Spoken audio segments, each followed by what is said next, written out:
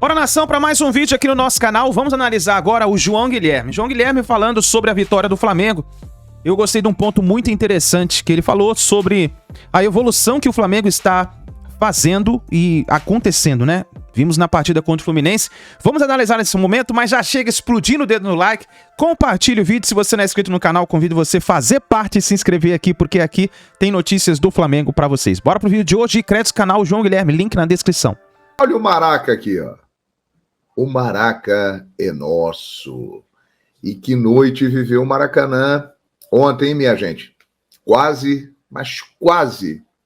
80 mil pessoas presentes no Maracanã para acompanharem um Fla-Flu histórico, porque foi a primeira vez que Flamengo e Fluminense, que na minha opinião compõem um dos maiores clássicos do mundo, jogaram um mata-mata de competição nacional. E o que tinha acontecido quando Flamengo e Fluminense jogaram pela primeira vez um mata-mata de competição internacional, a Sul-Americana de 2017, voltou a acontecer agora no mata-mata nacional. Deu o Flamengo mais uma vez em mata-mata de competições de nível nacional e internacional. O Flamengo tem levado a melhor diante do Fluminense. E no Maracanã, o Flamengo venceu por 2-0. Gols de Arrascaeta e Gabigol. Dois caras que estão na história do Flamengo, desde que chegaram ao clube em janeiro de 2019, e são símbolos dessa era, dessa nova geração do Flamengo, que levou o time realmente, como diz o Bruno Henrique, a outro patamar. São caras decisivos e que estão aí presentes na história rubro-negra.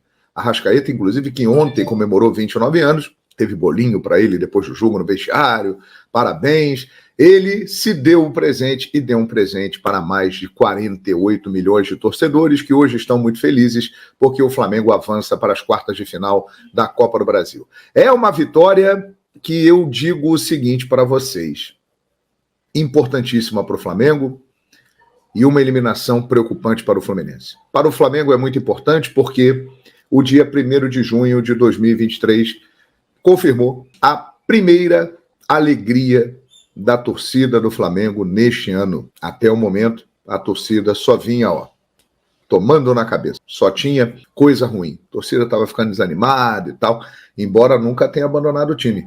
O Maracanã sempre ficou cheio, a nação rubro-negra sempre presente. Mas a torcida do Flamengo estava cansada aí de jogos ruins, de resultados realmente negativos. E o jogo de ontem marcou um início de Flamengo na temporada.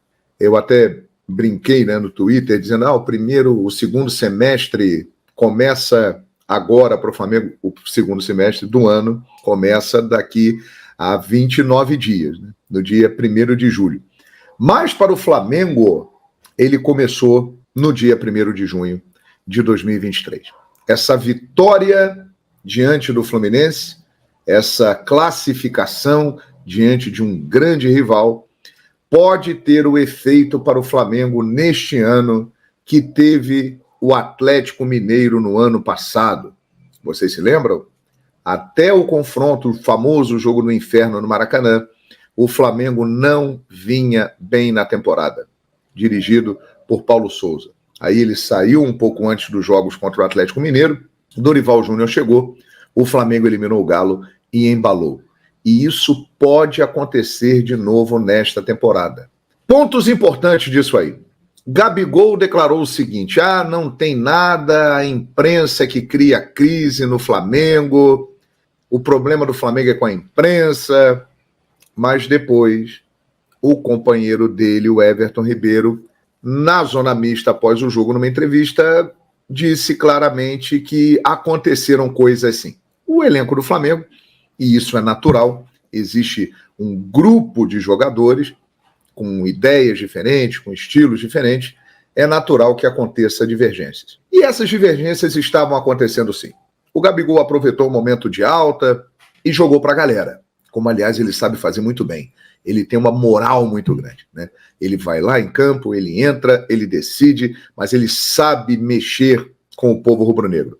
E jogou para a galera. Falou, não, o problema é com a imprensa, aqui dentro não tem problema nenhum. Mas tinha sim. Tanto é que o presidente Rodolfo Landim resolveu agir, foi lá no vestiário, conversou com os jogadores, né, junto com a diretoria, e a roupa suja foi lavada. E esse foi um ponto também muito importante para o Flamengo conseguir essa classificação. Estava faltando uma participação maior da diretoria do Flamengo, do comando rubro-negro. E o presidente Rodolfo Landim percebeu isso e agiu. Esteve lá, pulso firme, conversou com os jogadores, a roupa suja foi lavada, falou o que tinha que falar, resolveu o problema. Sampaoli é isso, não estamos gostando daquilo, Davi Luiz, Gabigol, divergências aconteceram, mas tudo foi esclarecido e o Flamengo foi para campo e conseguiu a classificação. Inclusive o Gabigol e o Davi Luiz se abraçaram após o gol da classificação rubro-negra feita pelo Gabi. O Flamengo jogando de uma maneira bem diferente do que é a característica do time e também do seu treinador, né? Foi uma estratégia muito específica para esse jogo, né? O Flamengo teve menos de 30% de posse de bola. A bola ficou quase todo o tempo com o Fluminense. No jogo anterior, também em jogos, tirando aquele 4-1 que foi uma vergonha na final do Carioca, outros jogos contra o Fluminense esse ano, ainda com o Vitor Pereira, os melhores momentos do Flamengo foram justamente sufocando o Fluminense ali na saída de bola, apertando, dificultando que o Fluminense ficasse à vontade, trocando passes, que é uma maneira de você deixar o time do Fernando Diniz mais incomodado. Ontem não, o Flamengo deixou a bola com o Fluminense muitas partes do jogo, muitos períodos do jogo, subiu a marcação em alguns momentos, alternava, só que conseguiu, assim, defensivamente ter uma partida muito sólida. O Fluminense praticamente nada criou, né? A defesa do Flamengo neutralizou tudo praticamente. O Fluminense tentou, teve uma chance com o Cano no primeiro tempo, que ele não finalizou bem, um chute dele de fora da área, que foi mais uma iniciativa individual do jogador do Fluminense, e o Flamengo conseguiu aproveitar aquela jogada ensaiada. O Flamengo tem feito alguns gols de jogadas aéreas, tramas aéreas, que não havia há pouco tempo atrás, né? Parece que estão treinando isso, né? Talvez esses 29 dias sem folga treinando tenha algum tipo de peso nisso, né? Porque de repente quando você vê contra o Bahia, os gols foram de cabeça, ontem de novo jogada de cabeça, deve ter alguma... O próprio Arrascaeta no Fla-Flu 0-0 perdeu um gol de cabeça mais fácil do que o de ontem, estava perto do gol, cabeçou mal por cima do travessão, ontem ele acertou o alvo. Então acho que foi assim, uma partida específica, né? O Flamengo não vai jogar assim, acho que outras vezes não tem essa característica. Os adversários não apresentam um cenário favorável para jogar ali fechado, esperando o adversário, tentando neutralizar suas ações. Aí depois perdeu os gols, para variar um pouquinho, né? O gol que o Gerson perdeu constrangedor, o Cebolinha também todo embananado, perdeu a bola numa outra jogada, já no momento do jogo também que o Fluminense estava meio bagunçado ali, até o Nino admitiu isso depois, né, na coletiva pós-jogo, porque estava tentando o gol de qualquer maneira. Você vê como as coisas são curiosas, que eu falei, a coisa do aleatório e como o resultado contamina a análise. Na Taça Guanabara, o Flamengo fez um jogo melhor que o Fluminense, não mereceu perder. No final do jogo, precisando da vitória, o Fernando Diniz teve uma queda física no segundo tempo, para variar. O Diniz colocou vários atacantes e tentou tudo ou nada, que é o que todo técnico faz. Aí nisso ele não foi diferente de ninguém. E o Pirani chutou, o Cano chutou uma bola torta, a bola saiu toda para o lado errado, sobrou para o Pirani, ele chutou machucado e ela foi pererecando para dentro do gol, o Fluminense ganhou o jogo.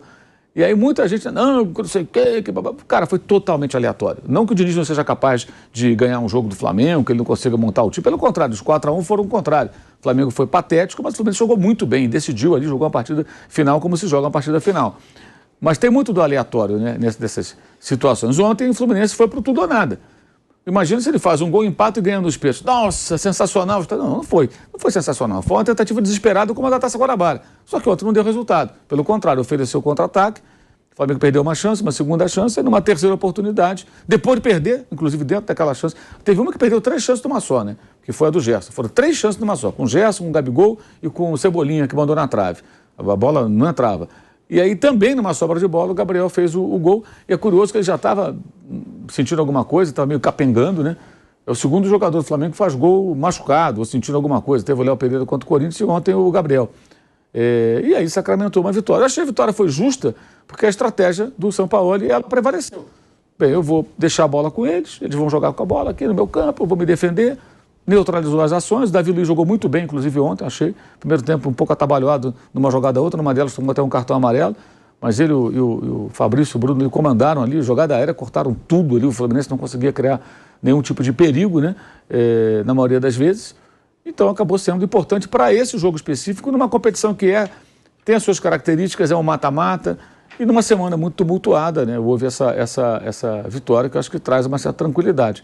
E do lado do Fluminense, eu acho que nada é mais extremista do que o dinizismo, né?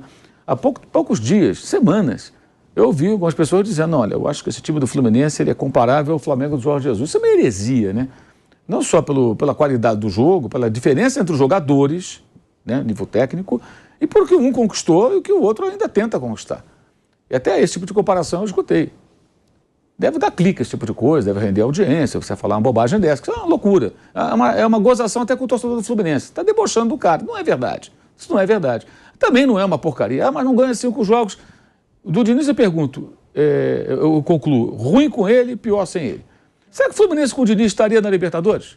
Teria metido 7 no Volta Redonda, 4 no Flamengo na final, 5 no River Plate. Está numa situação, apesar da derrota na Bolívia, vai jogar com o River na Argentina agora, mas está numa situação que a classificação deverá vir, mesmo que perca o jogo lá. O Flamengo não, o Flamengo tem ganhado o Racing na quinta-feira. Se o Flamengo se complicar com o Racing, pode ser eliminado pelo Alcas ou pelo Ñublense. Imagina que coisa ridícula, né? Ser eliminado por um time microscópico como o Ñublense, com todo respeito, é pequenininho. Já não conseguiu ganhar lá no Chile, né? E do Alcas perdeu, né? Patético isso. Então, assim, o Fluminense está num momento ruim. E ontem a entrevista do Fernando Diniz teve momentos muito bons, porque começa aquela coisa, né? O pessoal que cobra o clube, não, por que liberou fulano? Aí ele falou, liberei o jogador porque a torcida pegava no pé, a torcida criticava, o jogador não funcionava mais aqui, não conseguia jogar. Eu defendi ele na coletiva, vocês criticavam. Chegou uma hora que o menino está do São Paulo agora, o Michel Araújo e o Caio Paulista. Os dois foram citados, entre outros jogadores. Ele falou, mas tudo era culpa do Caio Paulista. Ele teve uma chance num outro clube, seguiu lá para São Paulo. Ele que transformou o cara em lateral esquerdo, inclusive. Agora você reclama que o cara não está aqui. Aí fala, trouxemos o Marcelo, aí trouxe o Pirani, trouxemos outros jogadores e tal. Não, mas a contratação, ele falou, o Fluminense não vai pagar. Parecia um dirigente falando. E eu achei muito bom que ele falou, gente, o Fluminense tem que pagar seus compromissos. Não adianta falar em contratar mais e mais, que o clube não vai conseguir pagar. Quer dizer, é uma loucura. O cara olha e fala assim, o Marcelo não jogou, o Alexander está machucado, faltou fulano. Tem que contratar. Muito fácil falar que tem que contratar. Acho que nós, na imprensa, temos que ter um pouco de responsabilidade com relação a isso. É que nem eu falei ontem que a história do Cudê. A gente desce o cacete do calendário. O calendário é um absurdo, Aí o cara fala assim, cara, tem que fazer uma escolha. Eu tenho 3 jogos, que é contra Corinthians, já está 2-0 pro meu time, né? Eu vou jogar fora, mas está 2-0. Tem um jogo contra o Cruzeiro. Eu não posso perder pro Cruzeiro. Não se perder pro Cruzeiro, na volta do Cruzeiro, depois de 3 anos na Série B. Esse jogo é importante. E a gente sabe que pesa. Pesa a barbaridade, né? Você vê o caso do Grêmio, ganhou o Grenal, já começou agora a ganhar todo mundo de novo, voltou a vencer. Como é que isso... Né? E depois o jogo mais importante, se o Atlético não venceu a Aliança em Lima, ele vai ficar fora da Libertadores. Então ele tem que ganhar os jogos. Aí ele faz uma escolha. Deu errado. É dele a responsabilidade? É claro que ele é o técnico, né? É dele a responsabilidade. Mas se eu estivesse no lugar dele, eu também teria que fazer uma escolha se eu fosse o técnico. Não tem jeito, não posso jogar com os mesmos jogadores todos os jogos. Né? Então, assim, é muito conveniente a gente criticar o calendário, não entender as suas mazelas, as situações que o treinador tem que fazer algumas opções, né? E no caso do Fluminense, não tem como contratar mais jogadores. Já gasta muito o Fluminense, investe pesado no futebol, talvez mais do que possa. Se você analisar os números do balanço e tudo mais, você vai ver que o Fluminense não reduziu dívida. O Fluminense tem uma dívida significativa. Ele investe no futebol esperando resultado. E pode ter resultados esse ano. Então, acho que a gente tem que entender também bem o contexto. E o Flamengo, acho que assim, conseguiu uma paz. Mas essa paz vai para o espaço de segunda-feira perder para o Vasco, por exemplo. Então, tem que continuar esse trabalho. Vai ser um jogo diferente. Imagino que o Vasco, embora o Barbieri goste da bola, de ter a bola, eu acho que não vai jogar propondo o jogo, vai aceitar que o Flamengo fique com a bola, não vai cair na mesma... Acho eu, né? Sei lá, o Barbieri, né? Na armadilha que o São Paulo tentou preparar ontem, né? É o que eu imagino. E depois tem o Racing na quinta-feira, que é o jogo dos 3, analisando de maneira bem fria, o jogo mais importante, que é o jogo que pode definir a classificação na competição mais relevante. Se você tiver que escolher, você tem que ser eliminado de uma. Você quer ser eliminado da Libertadores ou da Copa do Brasil? Melhor cair na Copa do Brasil, acho eu. Para o Fluminense, daqui a algumas semanas, se ele estiver bem na Libertadores, cicatriza essa ferida. Se ele passar pelo... Se ele conseguir dar mais um bom resultado contra o River, ele deve se classificar, na outra fase avançar, chegar ali naquele funil, na reta final da Libertadores, o time voltar a jogar bem, as coisas passam. Mas o dinizismo não é a salvação, aquela coisa messiânica, nem é uma porcaria, como agora estão dizendo. Ele é só um técnico que joga, que monta times que jogam querendo a bola. Isso é tratado no Brasil como se fosse quase um pecado. Os times dele fazem a questão de ter a bola, com virtudes e defeitos, para o bem e para o mal. Isso é tratado como se fosse ruim. Então tá aí, nação, essas foram as últimas informações do Mengão. Aqui. Então tá aí as informações do Flamengo, que venceu o Fluminense. A imprensa esportiva falou também sobre essa fala do Gabigol, que chamou a atenção, repercutiu, né, na imprensa esportiva, mas o Gabigol desabafou. Marcou o gol dele e desabafou. É isso daí, agora o Flamengo tem que embalar, né? Vamos ver o que vai acontecer. Deixa a sua opinião nos comentários. Próximo jogo é segunda-feira contra o Vasco, é clássico também. Vamos ver como o Flamengo vai jogar. Tomara que comece a embalar também no Brasileirão. A gente se vê no próximo vídeo.